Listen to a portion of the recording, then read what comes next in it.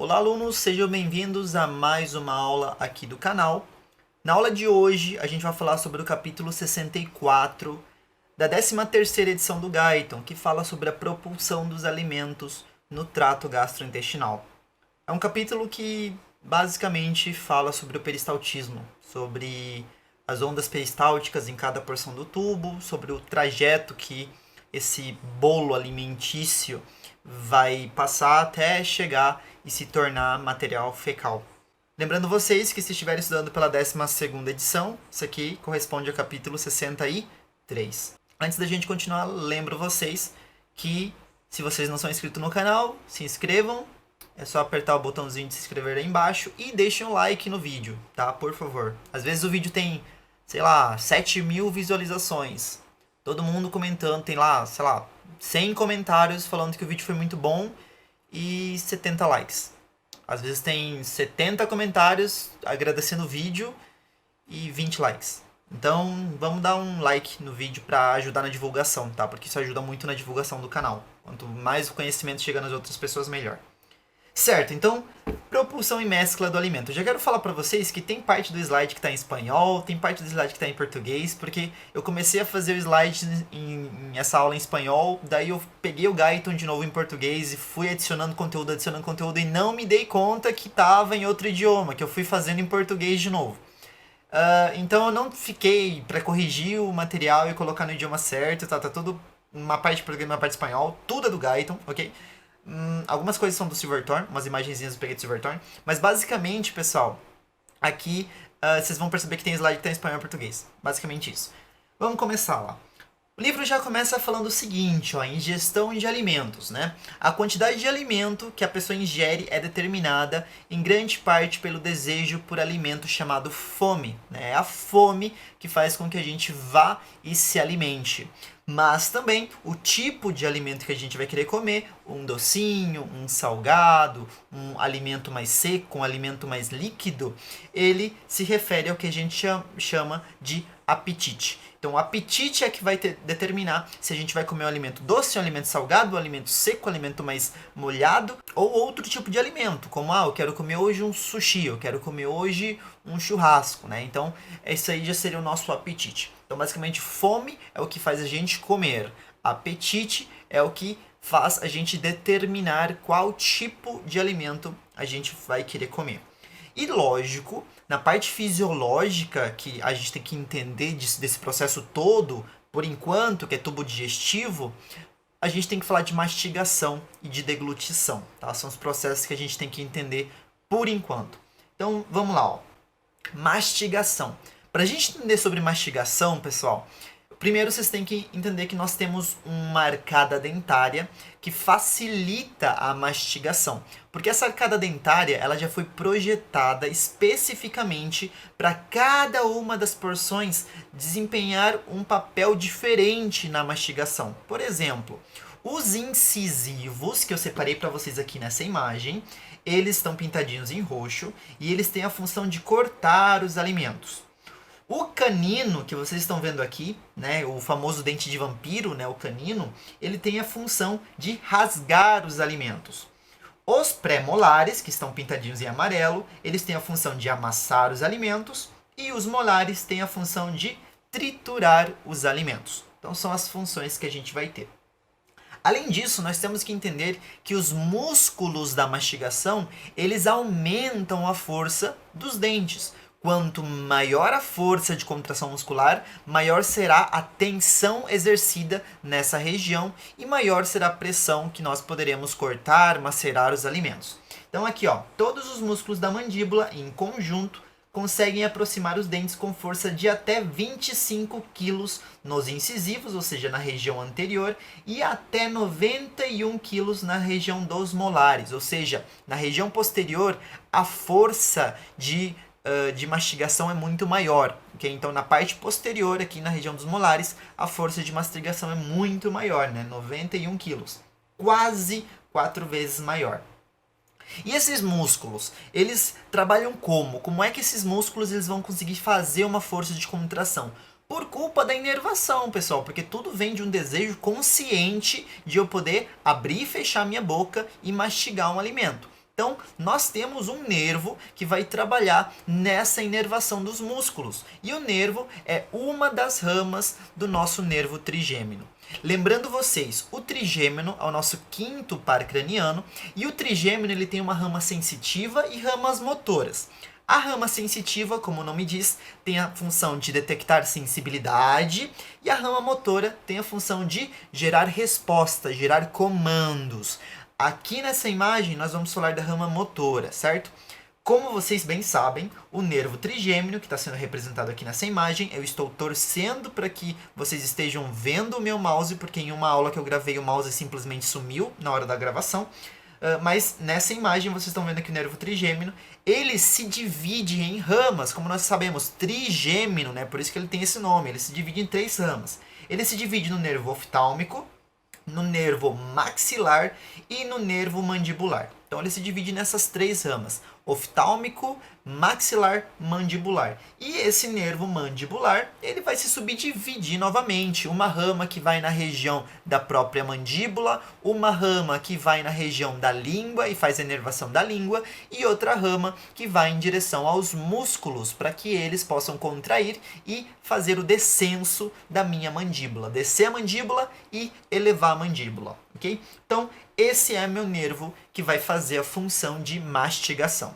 Quase todos os nervos da mastigação são inervados por ele é o principal, tá? Então é nele que a gente vai focar.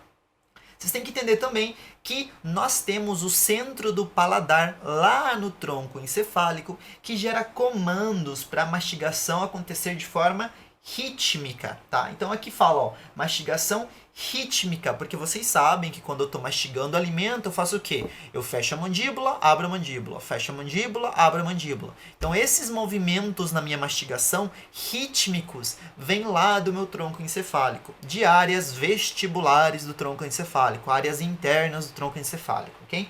Além disso, nós também temos algumas outras áreas do meu sistema nervoso central que geram comandos para a mastigação poder acontecer. Áreas, por exemplo, no hipotálamo, na região da amígdala aqui do sistema nervoso, não tem nada a ver com a amígdala daqui, do córtex cerebral, e as áreas do córtex são as áreas que estão próximas às áreas do paladar e do olfato lá no meu córtex cerebral, podem gerar comandos de mastigação. Então, pessoal, entendam, quando nós falamos de mastigação, são várias as regiões que podem gerar comandos. A principal, que vai gerar mastigação rítmica, é uma região do meu tronco encefálico, que é o meu centro do paladar. Agora, nós temos outras áreas que também geram comandos. Hipotálamo, amígdala e áreas do córtex cerebral, que são responsáveis pela região do paladar e áreas próximas à região olfatória, tá? Então, é isso aí que a gente está falando nessa imagem. Todas elas vão mandar comando para a região do nervo trigêmino. Essa informação, esse comando, vai descer aqui pelo meu nervo mandibular, vai em direção aos músculos e vão gerar o descenso, depois a elevação da minha mandíbula, ok? Qual que é a importância da minha mastigação? Por que é importante eu mastigar bem o alimento? Vocês já ouviram falar bastante em televisão, por aí. A mastigação correta é fazer uma mastigação de aproximadamente 20 vezes até eu deglutir o alimento. Então, eu coloquei o alimento, mastigo 20 vezes até deglutir. Por quê? Pessoal, porque eu tenho que mastigar um alimento para diminuir o tamanho da partícula que vai chegar no meu estômago. Quanto menor for a substância que chegar no meu estômago, mais fácil será para que as enzimas digestivas e o ácido clorídrico possam degradar essa substância, ou seja, possam quebrar ela em moléculas ainda menores. Então eu tenho que fazer uma boa mastigação para facilitar essa digestão. Quanto menos eu mastigo, maior será o tempo do alimento dentro do meu estômago e maior será o tempo de digestão. E quanto mais demora a minha digestão, o meu metabolismo trabalha mais. E eu não quero que ele tenha que trabalhar tanto desse jeito. Eu quero que minha digestão seja simples e rápida. Por isso que a mastigação é importante. Além disso, nós temos outro papel muito importante da mastigação, principalmente quando nós falamos de vegetais e de frutas e legumes crus. Esse tipo de alimento, quando a gente mastiga, a gente tem que tentar quebrar, lógico, inconscientemente, todas as partículas desse alimento. Por exemplo, nós sabemos, eu estou aqui representando uma imagem, o que acontece se eu não mastigar bem o milho verde. O milho verde, pessoal, ele tem uma capa de celulose, né? Uma capa de celulose ao redor, cobrindo ele todo. O que acontece, pessoal? Nós não temos enzimas que degradam celulose. Já que não temos esse tipo de enzima, a celulose acaba passando inteira pelo tubo digestivo inteiro sem ser degradado. Nem o ácido clorídrico consegue quebrar a celulose. Então ela vai passar inteirinha e vai chegar nas fezes inteira, ok? Então, por isso é importante a gente poder mastigar. O que adianta eu comer um alimento se eu não vou absorver nada dele? Eu simplesmente vou fazer ele viajar pelo meu tubo digestivo. Então eu tenho que mastigar bem para poder absorver tudo que está dentro dessa capa de celulose. E o reflexo da mastigação? Pessoal, o reflexo da mastigação está em branco aqui a tela, porque ele não é um reflexo difícil. Às vezes as pessoas se confundem muito, é muito frequente os alunos se confundirem muito na hora de explicar o reflexo da mastigação. E é muito simples, olha só. A simples presença de um bolo alimentício na minha cavidade bucal gera um descenso da minha mandíbula. Por que acontece isso? A pressão, a compressão desse bolo alimentício sobre a minha boca faz com que os músculos da mastigação sejam inibidos. Então a gente acaba inibindo esses músculos e eles relaxam, a minha mandíbula desce. Quando a mandíbula desce, isso gera uma contração reflexa da mandíbula, fechando a mandíbula contra o alimento para cortar, macerar, triturar. Quando ela fecha nessa contração reflexa, ela acaba comprimindo novamente o bolo alimentício, gerando uma pressão ali dentro. Essa nova pressão acaba inibindo novamente os músculos da mastigação, que vão relaxar, vai descender minha mandíbula e ela vai gerar uma nova contração reflexa, vai subir, vai cortar, macerar, comprimir os alimentos, vai gerar uma nova pressão na minha cavidade bucal e assim sucessivamente. Então tudo se resume na presença do bolo alimentar dentro da cavidade bucal, gerando essa compressão dos músculos da mastigação. Entendam que essa compressão não é que o alimento ele vai comprimir direto o músculo, não. Ele faz uma compressão sobre a língua, faz uma compressão sobre o teto da cavidade bucal e isso gera uma resposta reflexa para os meus músculos, tá? Então, pressão ali dentro, compressão do teto da cavidade bucal, compressão da língua, relaxa o meu músculo, descende a mandíbula. Isso gera uma contração reflexa dos músculos da mandíbula que fazem elevação da mandíbula, comprime o alimento e isso se repete, se repete, se repete, se repete. Tá? Então esse é o meu reflexo da mastigação. E a deglutição? O que é a deglutição, professor? Beleza, depois de mastigar eu tenho que deglutir o alimento. Então a deglutição, pessoal, eu vou dividir ela em 3 partes, tá? Uma parte, que é a primeira, será um processo ativo, ou seja, eu faço conscientemente, e 2 serão processos passivos, onde eu não atuo, ele já vira algo involuntário. Então olha aqui nessa imagem. O primeiro é o estágio oral voluntário, ou seja, olhando aqui para essa imagem, né? Quando o alimento está dentro da cavidade bucal, eu ainda controlo tudo e eu resolvo deglutir. É aquele momento onde você faz uma elevação da região da língua, levando o alimento para trás. Então, com a língua, você leva o alimento para trás. Isso é o momento do nosso estágio voluntário, tá? Depois a gente entra no estágio faríngeo, quando o alimento já entra aqui na região da orofaringe e descende um pouquinho mais até essa região aqui. Depois, nós falamos do último e terceiro estágio da deglutição, que é o estágio esofágico, quando o alimento já chega nessa porçãozinha aqui do esôfago e vai descendo até chegar ao estômago, tá? Então, vamos etapa por etapa? Primeiro estágio, que é o estágio voluntário, o estágio oral voluntário. Percebam aqui, nós temos uma imagem do Guyton e uma imagem do Silverthorne que eu gosto de usar para ilustrar nossa aula, tá? Então ele fala que a nossa língua, ela faz um movimento de elevação empurrando o alimento para a parte posterior da boca. Quando ela faz isso, vamos olhar aqui no Guyton, ó, quando ela eleva, ela faz uma elevação da região do nosso palato mole. Então ela eleva o palato mole. O que acontece, pessoal? Quando aqui o alimento é elevado e ele comprime o palato mole e acaba elevando o palato mole, ele vai tocar uma região que é inervada pela rama sensitiva do nervo trigêmino. Quinto par está ali, inervando porção sensitiva.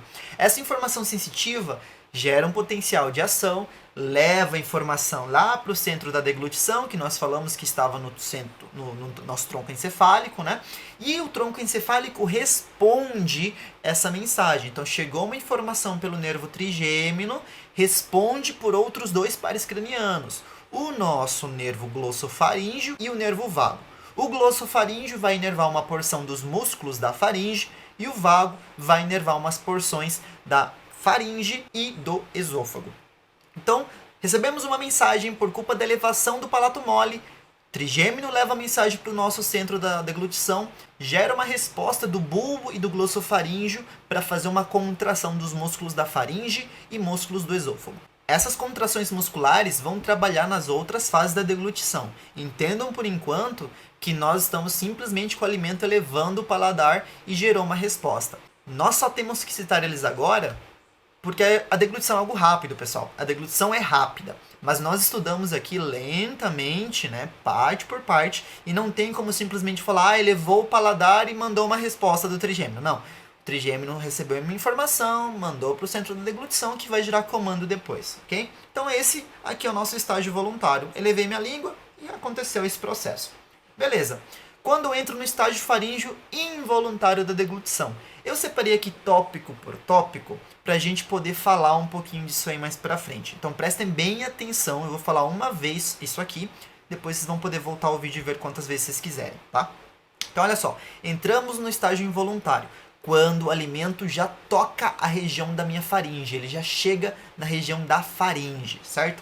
Elevei a minha língua, o que vai acontecer? Olha só, o palato mole que é empurrado para cima, nós acabamos de falar, de maneira a fechar a parte posterior da cavidade nasal, acaba evitando o refluxo do alimento pro nariz. Então, quando o alimento chegou e encostou no palato mole foi empurrado para trás e para cima. Isso fechou o caminho para o nariz, não tem como o alimento passar pro nariz, ok? O que vai acontecer depois? As pregas palatofaríngeas, nós vamos ver uma imagem mais para frente, os músculos dos arcos palatofaríngeos vão contrair em direção mediana. Então eles vão contrair para fechar um pouquinho mais o caminho do alimento e permitir que só alimentos pequenos entrem em direção à minha faringe. Então eles vão descer só alimentos pequenos. Se o alimento for muito grande, eu fico com dificuldade na deglutição. Então essas pregas palatofaríngeas, como eu falei, né, em cada lado da minha faringe, elas são empurradas medialmente, elas contraem medialmente de forma a se aproximarem no eixo sagital, no eixo medial aqui do meu corpo, né, eixo sagital, tá? Depois, o que acontece? As cordas vocais da laringe se aproximam vigorosamente. Já lá embaixo, eu vou aproximar as cordas vocais da minha laringe, graças aos músculos do meu pescoço, para evitar que esse alimento vá em direção ao meu pulmão. Além disso, a epiglote ela acaba se aproximando da minha laringe, graças aos ligamentos que seguram a epiglote, para fechá-la totalmente. Então, o que acontece? Eu fecho o caminho para o meu pulmão. Nós vamos ver uma imagem mais para frente. Então, eu vou fechar o caminho para o meu pulmão, para esse alimento na deglutição não ir para a minha traqueia, que é o tubinho que está na frente, ir para o esôfago, que é o tubinho que está atrás da minha traqueia. Então, eu acabo fazendo esses procedimentos para evitar uma ida do alimento, tanto para o nariz, quanto do meu sistema respiratório. Entendo que tudo isso é involuntário, você não controla, tá? O movimento para cima da laringe também puxa e dilata a abertura do esôfago. Isso aqui, pessoal, é bem simples. Ó. Quando você deglute, você sente que algo vai para cima. E se você está olhando alguém deglutir, você percebe que a laringe dá uma pequena elevada. Então, a laringe eleva durante a deglutição. E esse movimento para cima da laringe dilata o esôfago, para o alimento cair por ele mais facilmente. Mas além desse esôfago dar uma pequena dilatada, o que vai acontecer? O esfíncter ele tem que relaxar. Então olha só, nossa laringe elevou, dilatou um pouquinho o esôfago, a parede anterior do esôfago dá uma dilatada, e quando isso acontece, o esfíncter esofágico superior, que é esse E e S que vocês estão vendo aqui, ele dá uma relaxada. Então existe um relaxamento do esfíncter esofágico inferior. Por quê? Porque existem nervos mandando esse potencial. Então, o nervo vago, o nervo glossofaríngeo estava trabalhando nos músculos, por exemplo, do nosso arco faringoesofágico. O nosso vago está trabalhando aqui no esôfago, está relaxando o esfíncter esofágico. Como? Liberando o VIP, por exemplo, que é um neurotransmissor que nós já falamos anteriormente aqui no capítulo 63. Então, liberou o VIP ali. Laringe é elevada e começa uma onda contrátil, levando o alimento até o esôfago e depois até o estômago. Então, praticamente, nesse momento, a laringe, quando termina de elevar e ela relaxou o esôfago, gerou uma dilatação ali do nosso esôfago, relaxou esse esfíncter esofágico, o alimento entra ali dentro, começa uma onda peristáltica no nosso esôfago, levando o alimento até a região inferior, e depois até o estômago. Tá? Então isso é o nosso reflexo. Aqui a imagem para ilustrar, vocês estão vendo uma região com a língua e a região posterior da cavidade bucal. Vocês não conseguem ver a parede faríngea que está aqui atrás, mas imaginem que ela está.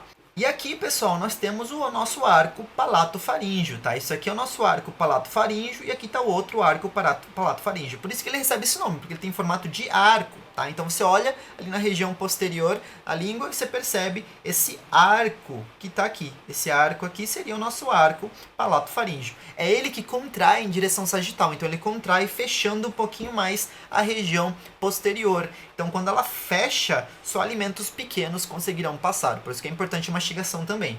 Outra coisa, nós falamos anteriormente que quando o alimento vai, né, na região posterior aqui da faringe, o esfíncter esofágico já começa a trabalhar. Além disso, nós falamos da epiglote. Então nessa imagem vocês estão vendo também a epiglote fechando e encostando na laringe, fechando totalmente o caminho para a traqueia, permitindo que o alimento viaje apenas pelo esôfago. Então a traqueia que acaba sendo fechada para não acontecer uma broncoaspiração, que é quando o alimento vai para dentro da via respiratória. Então isso que acontece durante o estágio involuntário da deglutição. Eu não coloquei aqui o estágio involuntário esofágico, porque que acontece? Quando o alimento chega no esôfago, uma onda peristáltica começa, pessoal. E essa onda peristáltica vai levando o alimento até o esfíncter esofágico inferior. Uma vez no esfíncter esofágico inferior, esse esfíncter esofágico relaxa, permitindo a passagem do alimento para dentro do estômago. É o processo normal da deglutição, tá? Então, 3 fases. Uma bucal, ou também oral, como a gente chamou, uma faríngea e uma esofágica, tá? A primeira é voluntária, que é a elevação da língua, e as 2 outras são involuntárias. Por que aconteceu essa contração de músculo, esse fechamento de arco palato-faríngeo, relaxamento do esfíncter esofágico, dilatação de esfíncter esofágico? Por que aconteceu? Pessoal, pelo reflexo, porque na hora que eu veio a língua para cima e eu comprimi o palato mole, já trigêmino levou uma mensagem para o meu centro da deglutição na região do tronco encefálico, que gera um comando, uma resposta pelo vago e pelo glossofaríngeo, para fazer essa resposta de contração muscular e relaxamento de esfíncter.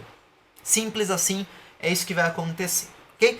Beleza, saímos da boca, entramos na região basicamente do nosso estômago. Quero que vocês entendam que o esôfago, que eu não citei aqui, ele tem a função que eu já falei nos capítulos anteriores, que é simplesmente de permitir a passagem do nosso alimento, ok? Então, a função do estômago, pessoal, é de armazenamento. Isso é óbvio, é claro, e vocês têm que entender. O estômago tem função de armazenamento e ele trabalha também na mistura de alimentos. Então, 2 funções básicas que o estômago tem é armazenar os alimentos e função de gerar mistura de alimento com ácido clorídrico e com enzimas digestivas. Existem alguns reflexos no nosso estômago que vocês têm que entender o seguinte. Vários reflexos são reflexos vagovagais. O que é um reflexo vagovagal? É que na hora que ele é ativado, ele viaja pelo nervo vago sensitivo, rama sensitiva, vai até o tronco encefálico e gera uma resposta que desce pela rama motora do nervo vago. Isso é um reflexo vago-vagal. É sentido pelo nervo vago, responde pelo nervo vago. Nessa imagem, nesse slide, nós estamos falando de um reflexo vagovagal para relaxamento do esfíncter pilórico, tá? Quando o estômago está cheio ali, perto de 0,8 a 1,5 litros, existe um reflexo que gera um comando para o esfíncter pilórico dar uma pequena relaxada para o esvaziamento dele acontecer, tá? Então, quando ele está muito cheio, dá uma relaxada no esfíncter pilórico. Mas esse relaxamento do esfíncter pilórico, pessoal, ele não é tão grande. Não pensem que ele vai liberar um alimento não digerido pro duodeno, um pedaço de carne enorme para dentro do duodeno. Não, ele vai permitir partículas semilíquidas ou líquidas passarem por ele, tá? Então, o nosso píloro, ele dá uma pequena relaxada só para esse tipo de partícula passar, ok? Só para esse tipo de conteúdo passar. Perfeito. Vocês têm que entender também o seguinte. Nós temos um movimento de mistura dentro do nosso estômago, também chamado de movimento de retropulsão. O que é esse movimento de retropulsão? Vamos lá. Eu não sei se o YouTube vai reclamar da imagem que eu vou mostrar aqui para vocês, então provavelmente ela vai estar com algum tipo de censura, tá, pessoal? Porque o YouTube ele não gosta muito de imagens intestinais. Então, o que vai acontecer? Eu vou tentar explicar usando apenas a imagem da direita, tá? Para os meus alunos particulares a gente vai vendo isso aí, essa explicação, essa imagem melhor nas nossas aulas, ok? Então olha só, nessa imagem nós temos o estômago, bonitinho, com todas essas porções, fundos na região superior, o corpo na região média e central, o antro na região inferior, píloro próximo ao nosso esfíncter pilórico e o cárdias que está conectado aqui no esfíncter esofágico inferior. Perfeito. O que acontece, professor? É o seguinte, o movimento de retropulsão, pessoal, ele acontece quando a onda peristáltica vai voltar com o alimento. Como assim voltar? Vamos entender. Quando o nosso alimento cai no nosso tubo digestivo, a gente fez a deglutição, caiu no nosso estômago, dilatou a parede do estômago. Vai começar a produção de ácido e tudo mais, mas o que importa para mim agora é o peristaltismo. Então o que vai acontecer? Uma pequena onda peristáltica vai contrair aqui na região do fundus. Então contrai no fundus e essa onda vai viajar em direção ao píloro. No início, essa onda peristáltica ela é fraca. Então ela é uma ondinha peristáltica no fundus, fraquinha, que não contrai muito o fundus. E quanto mais ela se aproxima do píloro, mais intensa ela vai ficando. Então é uma onda peristáltica lenta e fraca que chega no píloro com uma força muito grande. Quando ela chega no píloro, não é que o píloro vai abrir, igual a gente falou de válvula ileocecal lá no capítulo anterior. Não. Chegou no píloro, o píloro fecha, tá? O píloro não abre, ele fecha. Quando ele fecha, essa onda peristáltica, que está aqui, digamos já, né? Já chegou até aqui, ela comprime o alimento no píloro. E ela comprime o alimento com ácido, com as enzimas que foram liberadas e bate na região do píloro. Quando ela faz essa compressão, acontece uma boa mistura do alimento com esse suco gástrico, esse ácido, essas enzimas, e aí acontece um movimento de retropulsão, pessoal. A onda retorna, levando o alimento em direção ao fundus novamente. Então uma nova onda aparece, levando o alimento até o fundus. Esse é o movimento de retropulsão, tá? Então o nosso alimento caiu no estômago, gerou uma onda peristáltica na região do fundus. Essa onda é fraca, não é forte, e ela vai viajando em direção ao píloro, cada vez se intensificando mais. Quando chega no píloro, essa onda bate o alimento na parede do píloro, que se fecha e não permite o alimento sólido atravessar para dentro do duodeno, e aí uma nova onda aparece na região do píloro e levando o alimento em direção ao fundus, que é a nossa onda de retropulsão, ok? Então isso aí é o nosso movimento de mistura que acontece no estômago. Eu tenho um vídeo de endoscopia aqui, que eu não vou mostrar, tá? Acontecendo isso, né? Por motivos óbvios que o YouTube não deixa, mas a retropulsão aparece, uma ondinha peristáltica de retropulsão aparece no estômago, tá? Se eu achar esse vídeo no YouTube, eu vou deixar o link na descrição ali para vocês assistirem, tá? Não tá explicado em que momento aparece a onda de retropulsão no estômago, mas normalmente eu explico na hora que eu tô mostrando o vídeo, tá? Infelizmente vocês vão ficar sem ver isso. Ok, essa imagem é para lembrar vocês. Se eu encontrar o vídeo e deixar o link para vocês aí, vocês vão entender que eu sei que está dentro do estômago graças a essas pregas que o estômago tem. Lembrem que a mucosa estomacal tem essas preguinhas aqui, essas rugas. E essas rugas, essas pregas gástricas, permitem eu saber quando o endoscópio está dentro do estômago.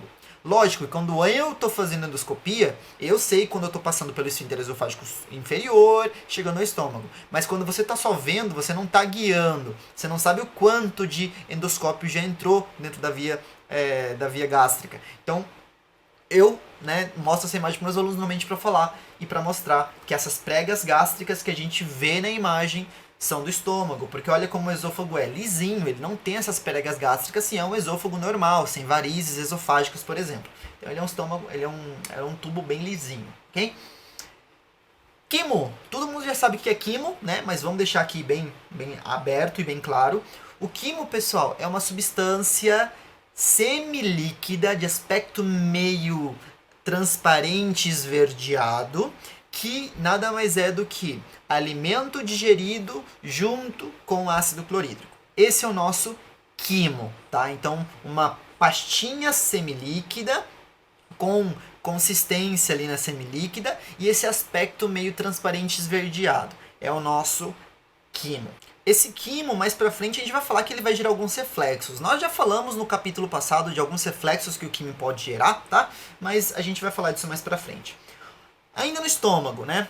Contrações de fome. Pessoal, contração de fome é uma contração que acontece quando a pessoa, o nome já fala, tem fome. Só que essas contrações, elas normalmente não geram dor, tá? Pode gerar incômodo, mas não necessariamente dor.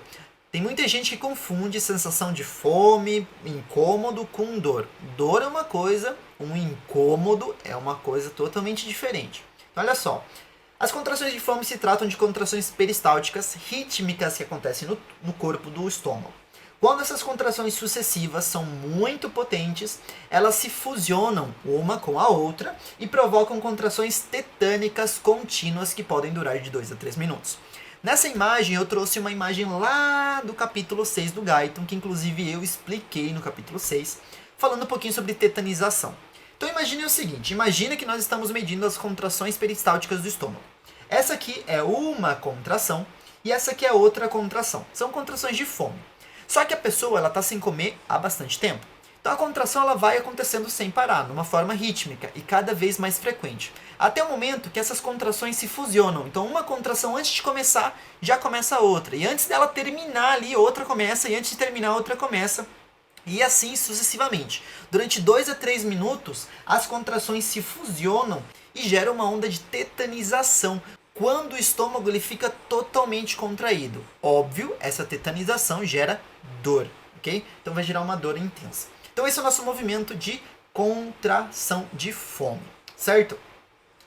Aqui, ó, contração de fome é mais frequente em quem? Em pessoas jovens e pessoas saudáveis. Por quê, pessoal? Pessoas jovens e saudáveis. Porque uma pessoa doente não tem uma contração de fome. Vamos lembrar que pessoa doente normalmente tem uma diminuição do apetite? Vamos lembrar disso? Por exemplo, ó, quando você está com uma doença, você está, sei lá, gripado, você está com pneumonia, você está, não sei, qualquer doença ali, imagina qualquer doença. O que acontece? Você está trabalhando mais no seu metabolismo para tratar essa doença. Seu sistema imunitário está trabalhando mais, seus glóbulos brancos estão trabalhando mais, os gânglios linfáticos estão trabalhando mais, aquele tecido que está lesionado está numa inflamação, num processo inflamatório de reparação, então ele está trabalhando mais. O que acontece? O coração acaba trabalhando mais, em alguns casos, bombeando um pouquinho mais de sangue para os tecidos que precisam. Então a gente está num metabolismo aumentado. O que acontece? Já que nós estamos necessitando de mais energia em outros tecidos, nós não mandamos tanta energia para o estômago. E o estômago acaba não contraindo tanto, ele acaba não contraindo, porque para que a gente vai gerar uma contração de fome se os outros tecidos estão doentes, os outros tecidos estão precisando de fluxo? Então eu não faço uma contração do estômago. O que vai acontecer então? O apetite não vai aparecer. A pessoa não vai ter essa sensação de fome, porque a contração de fome não aparece e o apetite não aparece, ok? Então por culpa disso. Idosos, normalmente, têm um apetite menor, né? Tem idoso que não quer comer, por exemplo, porque ele fala que ele não vai comer, porque ele não tem fome, e a culpa é disso, o estômago dele não está fazendo contração, porque os tecidos eles estão precisando de trabalho, de metabolismo em outras regiões, coração, cérebro, fígado, rim, então a gente acaba não mandando mais tanto fluxo para o estômago para ele contrair, certo? Então é por culpa disso. Normalmente eles aparecem em pessoas que têm nível baixo de glicemia. Lógico, se você está num quadro de hipoglicemia, a contração de fome vai ser um pouquinho mais forte, porque é um mecanismo de defesa. O corpo avisa, ó, cara, você está com pouca glicemia, gera um fluxo maior para a direção do estômago. O estômago começa uma contração de fome graças a isso, e a gente entende que a gente precisa comer. As contrações de fome geram dores leves na boca do estômago, que não costumam aparecer antes de 12 a 24 horas desde a última refeição. Então se você não está a 12, 24 horas sem comer, essa contração de fome normalmente não aparece. Ela vai aparecer mais em pessoas que estão nesse tempo em jejum, tá? Então por isso que eu falo, não confundir aquela sensação de fome, um incômodozinho ali, de meu Deus, parece que tá incomodando. Na verdade, aquela sensação de meio que um vazio no epigastro são as contrações de fome acontecendo, quando você sente meio que um vazio no epigastro. Isso é a sensação de fome, tá? A contração do estômago. Entendo que isso é normal. Agora, sentir dor de verdade, porque você tá com fome, normalmente você já tá sem comer faz horas, tá? Essa dor, ela alcança uma força máxima nos 3 a 4 dias de jejum, né? Pessoal, Todas as vezes que eu perguntei isso em sala, a resposta foi sempre a mesma. Vamos ver se você aí pensa na mesma coisa. Eu falei nas salas assim para os meus alunos. Quem fica 3 a 4 dias sem comer? A primeira coisa que vem nas minhas aulas assim é o pessoal falando: pessoal da África, né? Pessoal da África. Não, pessoal, né? Na sua cidade deve ter alguém que passa uns dias sem comer. Nós temos mendigos, temos pessoas com uma baixa condição financeira.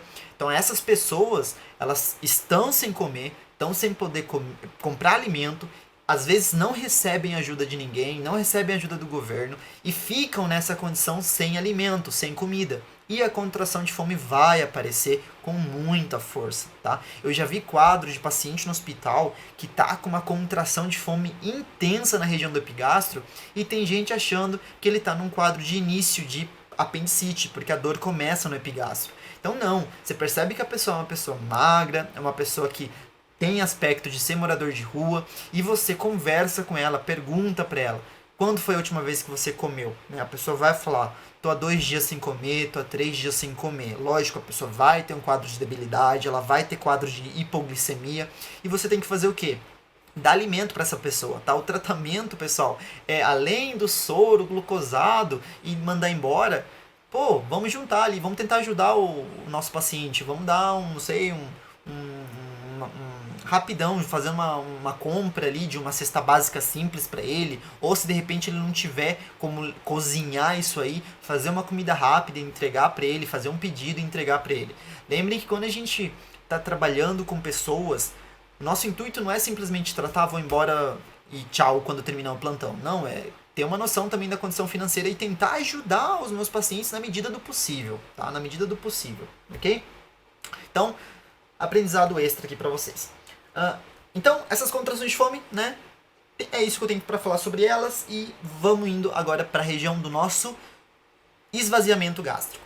Como eu falei para vocês, o píloro ele fica bem fechadinho e ele apenas vai ter o trabalho de permitir a passagem de alimentos líquidos para dentro do duodeno. No máximo semilíquido quando o estômago está muito, muito cheio, tá? Então, o nosso píloro sempre vai estar bem contraidinho para controlar o esvaziamento gástrico, sempre. Se vocês lembram dos hormônios que nós falamos anteriormente, lá no capítulo passado, eu falei que existiam hormônios que impediam o esvaziamento gástrico. O que significa? Que eles iam até o píloro e faziam com que o píloro contraísse mais forte.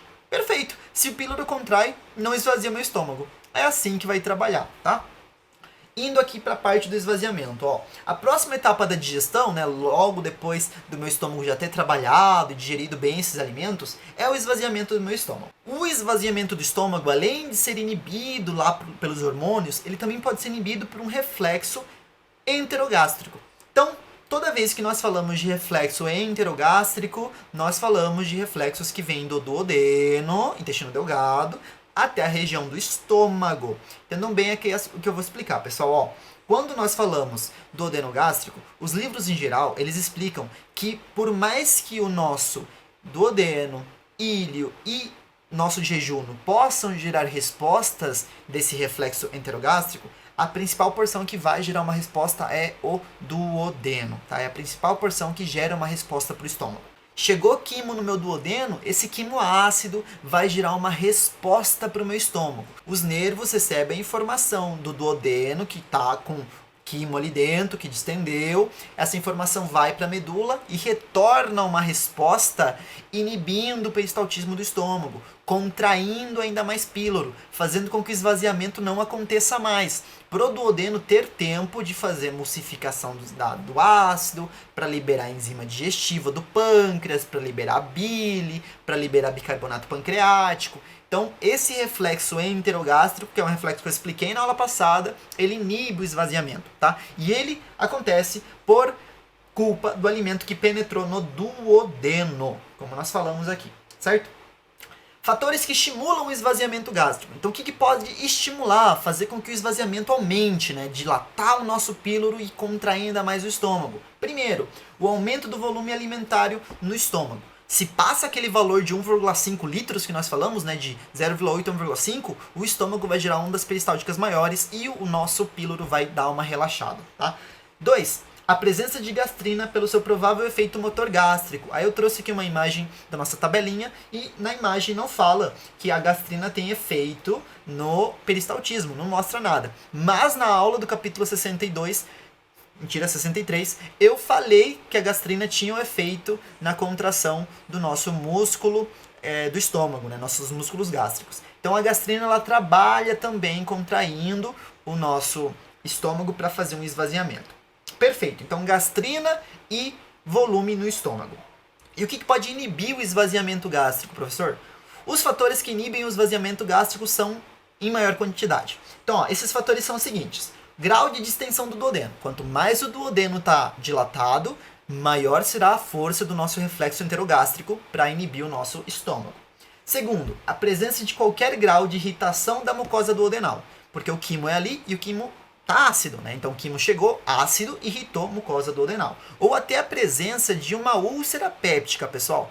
Paciente que tem uma úlcera duodenal, né? Uma úlcera péptica é úlcera que pode ser ou no estômago ou no duodeno, tá? Então úlcera péptica que está localizada no duodeno, ela gera uma irritação maior no duodeno na hora que o quimo chega. Isso gera tempos maiores do alimento dentro do estômago, porque isso inibe o esvaziamento, tá?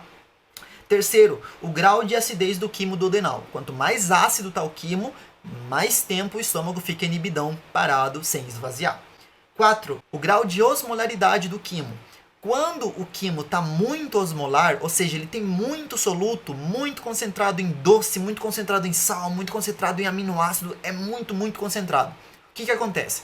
O estômago vai esvaziar mais lentamente, para dar tempo do duodeno, que é a principal porção absortiva do tubo, poder pegar toda essa substância e mandar para dentro do nosso sangue. Eu falo toda a substância, mas ele não vai pegar tudo. Lógico, uma boa porção de soluto, água, vai continuar no tubo, certo? Então, ele vai trabalhar em base a isso, né? Quando o nosso soluto do quimo está muito alto, a osmolaridade está altíssima, mais tempo vai ficar paradão o nosso esvaziamento gástrico. E quinto, a presença de produtos de degradação das proteínas e das gorduras. Lógico, o que acontece no nosso duodeno? Segunda porçãozinha do duodeno. Nós sabemos que na segunda porção, o pâncreas e a vesícula biliar se conectam. Quando eles se conectam, eles vão liberar o quê? O pâncreas libera o suco pancreático, que nada mais é do que bicarbonato e enzimas, e a vesícula biliar libera a bile. A bile trabalha na gordura.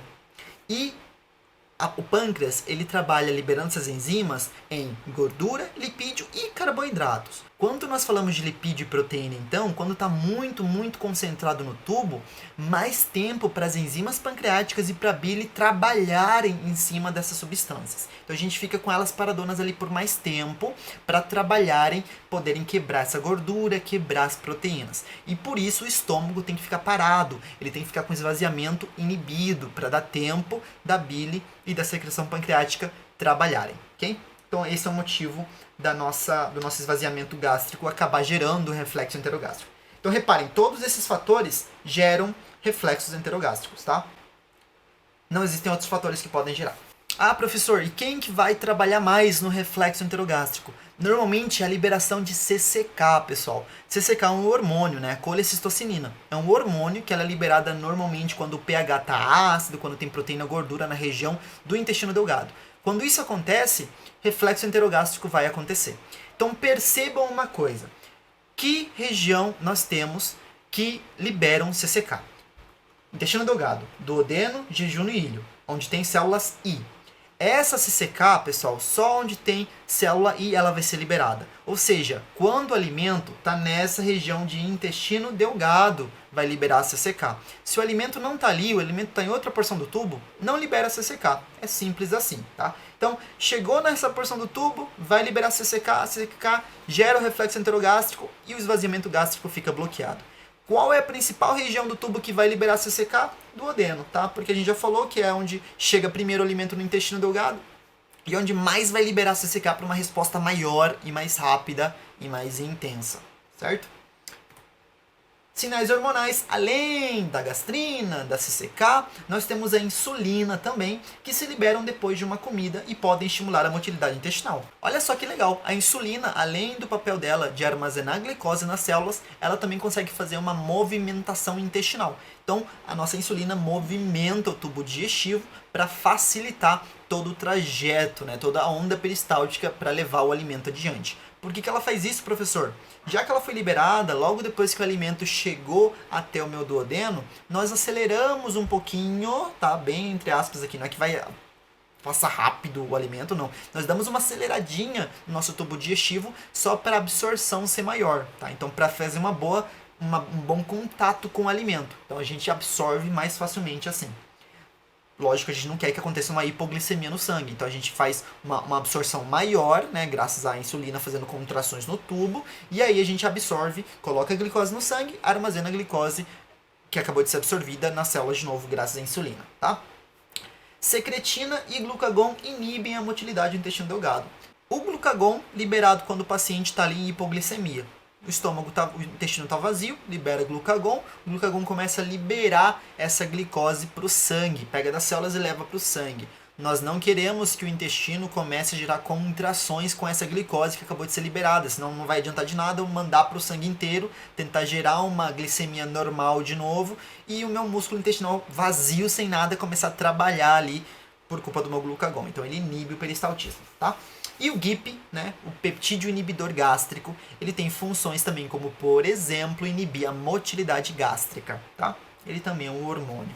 Aqui nós temos a tabela de novo, já expliquei na aula passada, só vocês olharem.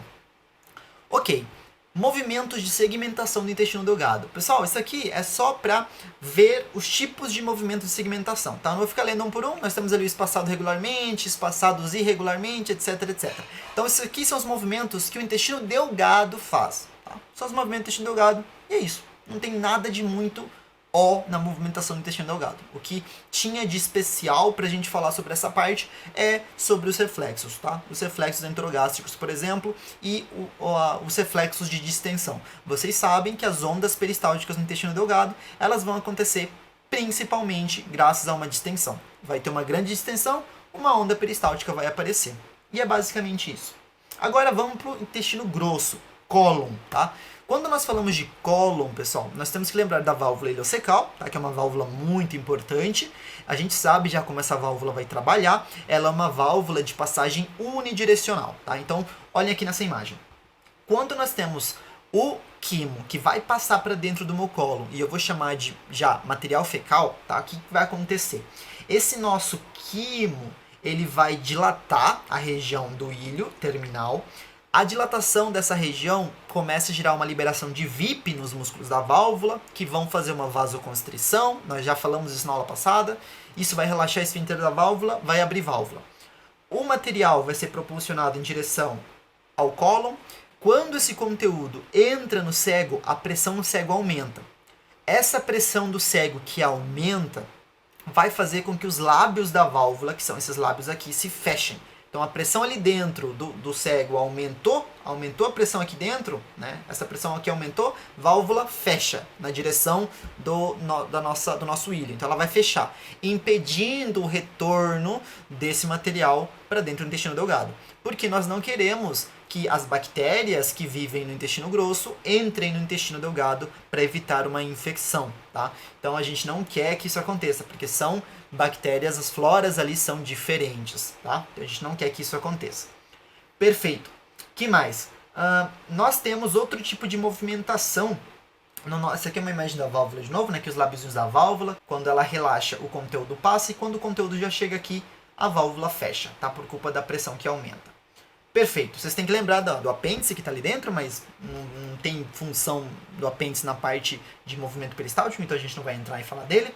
Então a função do cólon, pessoal, são praticamente duas. Nós usamos uma função de absorção de água e de eletrolitos, mas vocês têm que entender que o cólon absorve muito mais água do que ele absorve eletrolito, certo? A absorção de eletrolito acontece muito mais no duodeno e jejuno do que acontece no cólon, tá? Então, muito mais água do que eletrolito.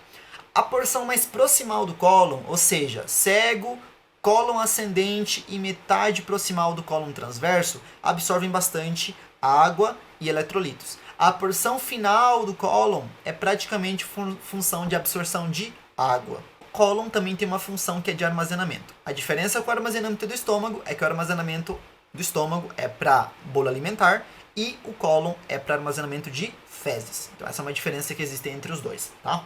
O cólon gera contrações chamadas de austrações. Então são as famosas austras, né? Então a gente vai mostrar uma imagem mais pra frente das austras, tá? Antes da gente ir para a imagem das austras, que eu quero mostrar para vocês, eu quero que vocês vejam a consistência do material fecal. Tá? Olha só um pouquinho a consistência. Quando o material fecal ele está na região aqui do cólon ascendente, bem no início, cego e cólon ascendente, ele está em consistência líquida. Porque acabou de chegar o quimo nessa região, virou material fecal, porque está no cólon, né? E ele vai sendo absorvido lentamente, esse excesso de água que está ali dentro.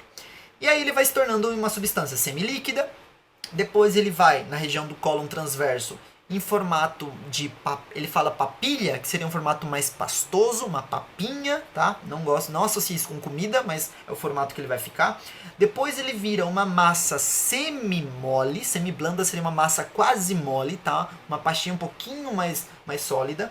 Depois ela vira um aspecto semi-sólido e depois sólido. Olha que louco esses termos que o livro usa em espanhol, né? Semi-mole, semi-blando e semi-sólido. Então aqui está mais molinho do que nessa região.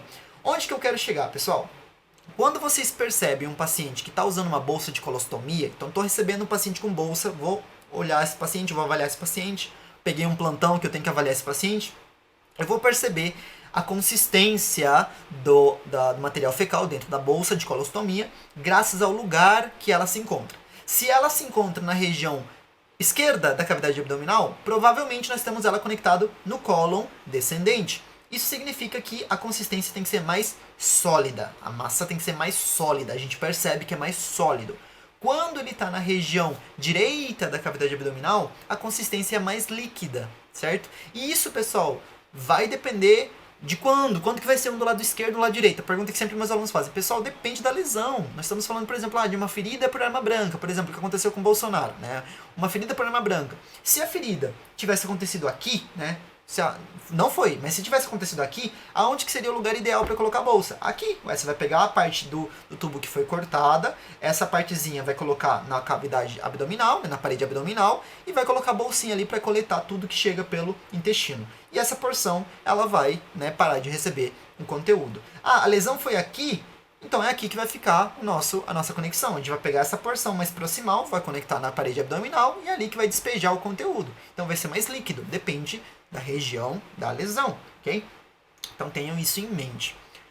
As austras que nós falamos anteriormente são esses saquinhos criados ali, né, no cólon, que são contrações combinadas que o cólon faz. Pessoal, o cólon ele faz um movimento chamado movimento em massa quando ele contrai, tá? Ele contrai, imagina aqui, nós temos uma imagem, né? Esse aqui é o tubo, tá? Contrair aqui, dilatou aqui, bem na região onde vocês estão vendo minha cabeça. Contraiu, dilatou aqui porque é aqui que tem conteúdo, tá?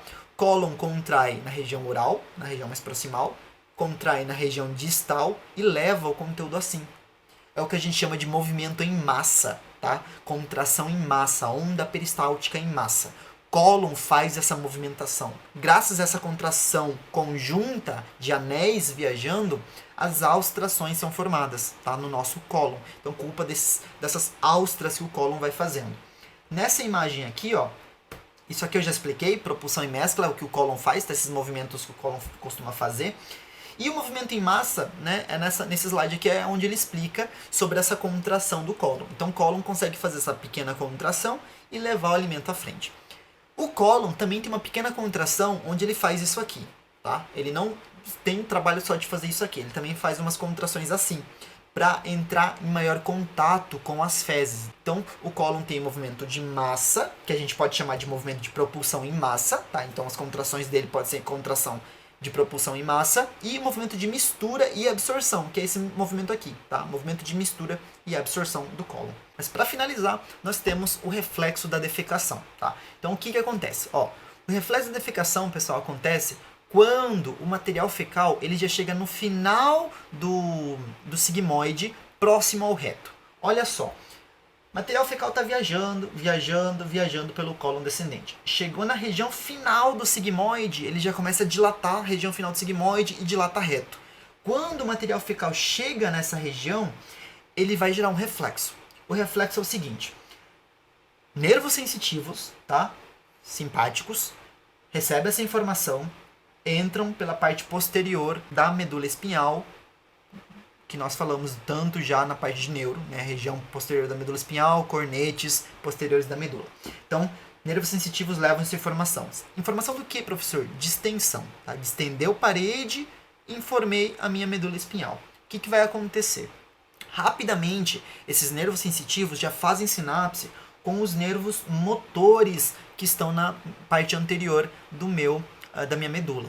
Os nervos motores nós normalmente chamamos de motoneurônios, tá? Motoneurônios anteriores. Então esses motoneurônios anteriores recebem informação e já inervam os músculos do reto, do cólon descendente e do sigmoide. Então ele vai inervar esses músculos e começar ondas peristálticas levando o material em direção ao ânus. Então eles vão fazendo essas contrações. Para quê? Para que essa pressão que esteja aqui gere uma resposta ainda maior de defecação. Então vai cada vez a sensação de defecação, de vontade de defecação vai aumentar. Então, material fecal está sendo propulsionado até o reto. Ao mesmo tempo, percebam que uma das fibras nervosas parasimpáticas que estão inervando os músculos, ele vai até o esfíncter anal interno, para fazer relaxamento do esfíncter anal interno. Esse relaxamento do esfíncter anal vai dar para a pessoa uma sensação de vontade de defecar. Nesse tempo, a pessoa tem que ter o desejo, né, de defecar, ir no banheiro, sentar no trono e acontece o quê? Um comando voluntário. Então, lá de centros superiores do meu sistema nervoso, vem um comando voluntário e essa resposta desce pelo meu nervo até o esfíncter anal externo, relaxando o esfíncter anal externo. Então, quando o esfíncter anal externo relaxa, a defecação vai acontecer. As ondas peristálticas vão levando o material adiante e a defecação vai acontecer. Lógico, tem todo o papel da contração dos músculos abdominais, empurrando vísceras, gerando uma maior pressão dentro do intestino para propulsionar mais facilmente esse material fecal também, tá? Isso aí e também trabalha já na defecação. Mas aqui nós estamos falando basicamente do reflexo da defecação. O reflexo é o que vai gerar o comando involuntário, tá? Daí, a partir do momento que é voluntário, que você faz o procedimento ali de relaxar esfíncter anal, contração do músculo, já não é mais reflexo, você já está trabalhando, tá? Você já está fazendo seu papel ali. Percebam que os nervos que fazem a contração do intestino são nervos pélvicos, tá? Quando nós falamos de nervos parasimpáticos no tubo digestivo, vago e nervo pélvico. São eles que trabalham, são eles que levam a informação para a contração de músculos intestinais, tá? Então sempre tenham isso em mente. Ok, é isso, pessoal. Espero que vocês tenham gostado da aula, tá? Se vocês tiverem perguntas, deixem nos comentários. E é isso, eu vou ficando por aqui. Se vocês gostaram do vídeo, dê um like no vídeo, compartilhem esse vídeo com os colegas. E é isso, tô indo. Tá na hora de dormir. Madrugada já. Tchau.